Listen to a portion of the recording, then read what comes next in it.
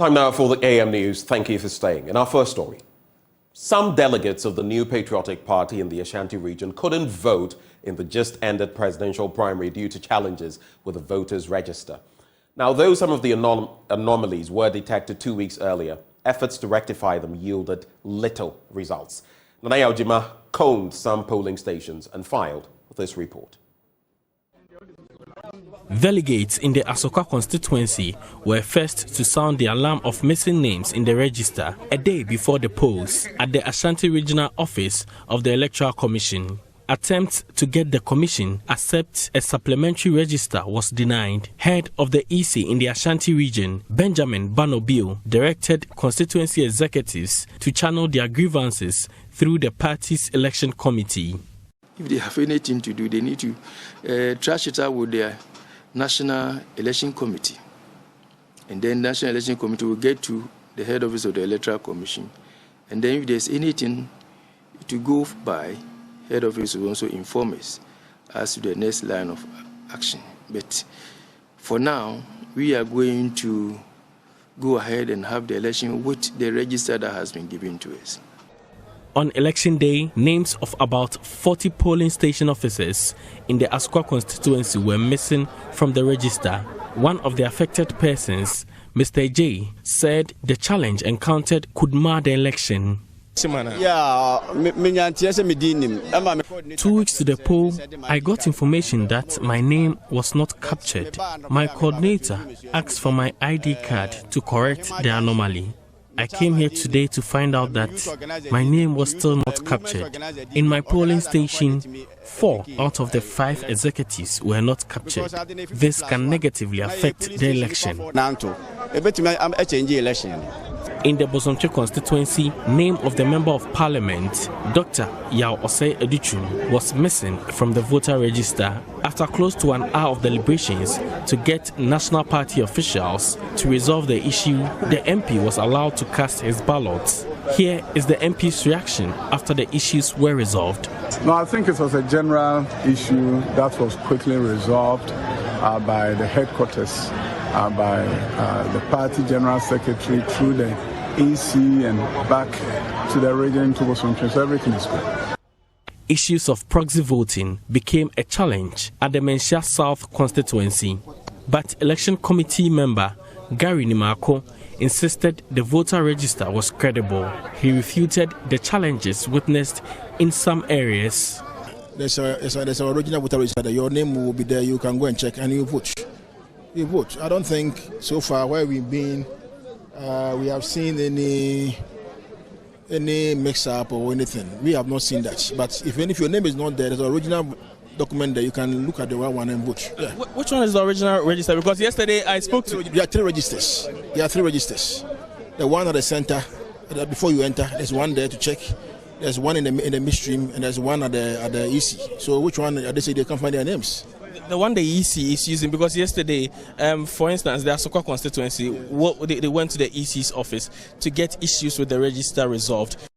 Yes, for Asokwa. We just left Asokwa right now, and they are voting peacefully over there. We don't see anything problem in Asokwa. We just left there about 15 minutes ago. From Asokwa, we came here, and we didn't hear the complaint about anybody complaining about voter register in Asokwa. So I'm surprised to hear this in here. I'm surprised. Yeah, we just came from Asokwa. Yeah, so I think so far for me, it's been peaceful. It's been very orderly. Let's commend the police. Let's commend our delegates. So far, I think so far so good. Though the issue caused tempers to flare among party members, the election in the region remained largely calm and peaceful. Reconciliation process for the party remains the major concern to many. Ejoso MP John Kuma spoke to JoyNews. We are very hopeful that the leadership of the party and the government will come together to resolve all the disagreements that we observed during the campaign. Of course, these things are normal when everybody is campaigning for power. So as long as we understand that we are one family, we will bridge the gaps and the bridges and then forge ahead. This is not the ultimate. This is just to pick a flag bearer. Let's talk health now. Health officials are reporting alarming health concerns among residents in communities whose sources of water have been polluted by illegal mining. Now, tests conducted by health officials have revealed levels of heavy metals in the rivers and water bodies, casting a shadow of uncertainty over the fate of those affected communities. In the second part of our latest Hotline documentary titled Poisoned for Gold, Erastus Asaridonko reports that the rivers and water bodies that have sustained communities for generations are now battlegrounds of destruction, ravaged by the devastating consequences of illegal mining. The milky brown color of the rivers and streams flowing across the country indicate suspended particles, including poisonous heavy metals.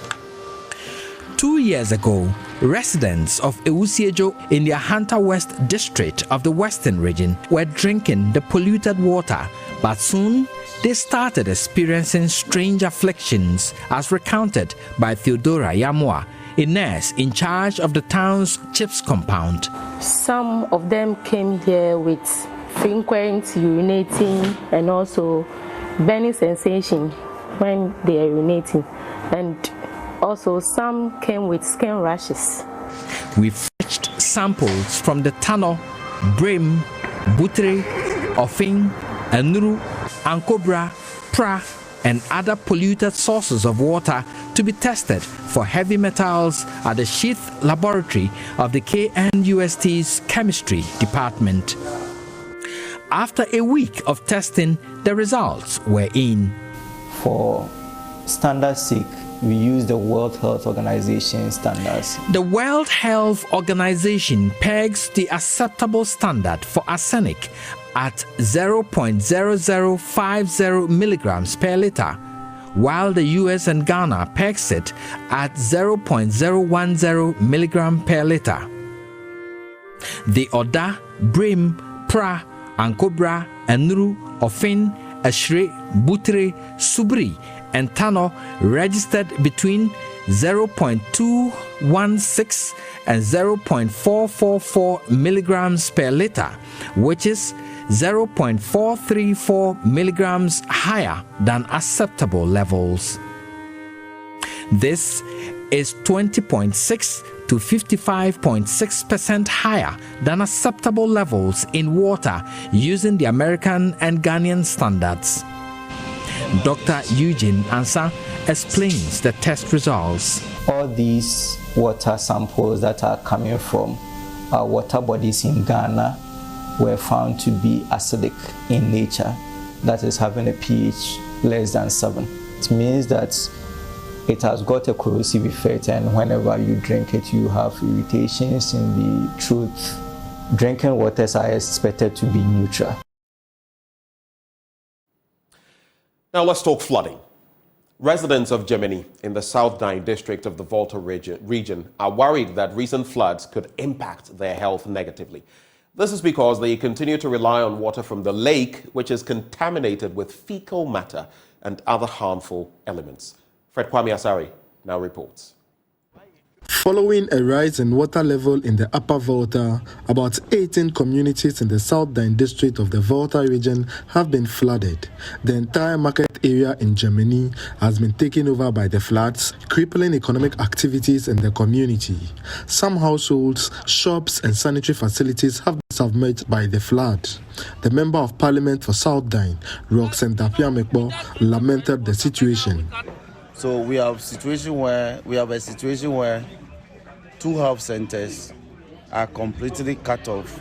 So essentially, I have been adversely impacted as a district. I have over 4,000 to 5,000 persons affected. I have about 300 homes underwater, and I have about 1,200 households affected. But above all, the Weni market, which is like the commercial heartbeat of the district, of the area, of the region, of the entire eastern hemisphere of the nation, is completely annihilated. You found Weni market in the streets and in the lorry parks. That isn't Weni market. In a worrying development, the residents continue to rely on water from the lake, which is heavily contaminated. Our cameras caught some vendors using it to wash spices, while some residents were spotted fetching it home. Though the residents are aware of the health implications, they are compelled to use the water as they have no other source. We did not have any safe water here for drinking. As you can see, the water is so much polluted that it is the same water that we are using for other activities in the community. Likewise, drinking, bathing and washing. And this water is not safe for human consumption. We have about 3 public facilities that has been submerged in this water. Public toilets? Public toilet, 3 that has been submerged in this water. And other household like trees that has been submerged. So, as you can see, we are not safe here. Please,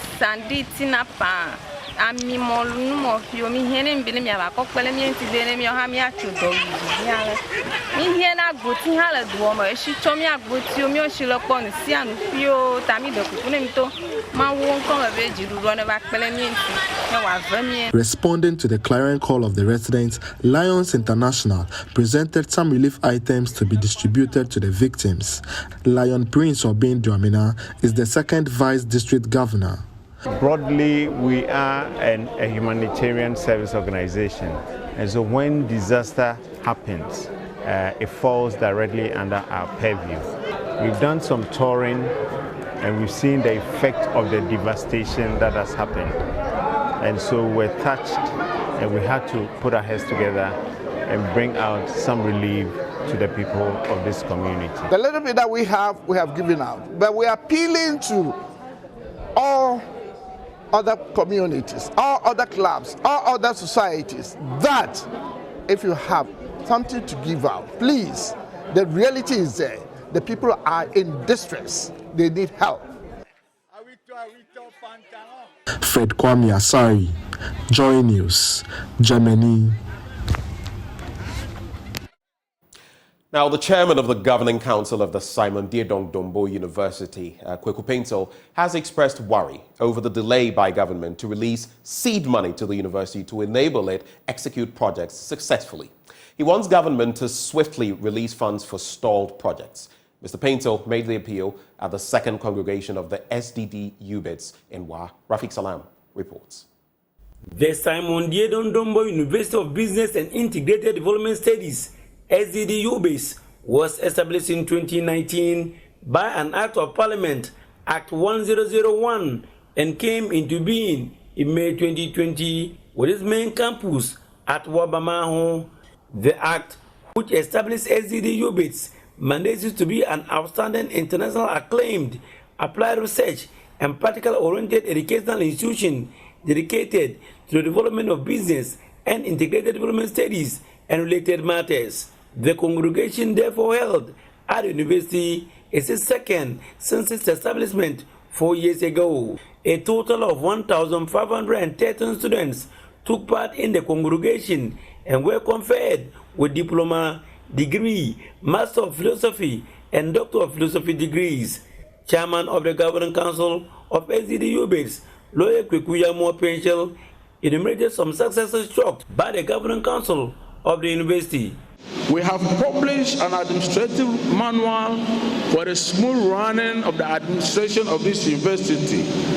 We have a sexual harassment policy which should bring a lot of relief to both students and academia.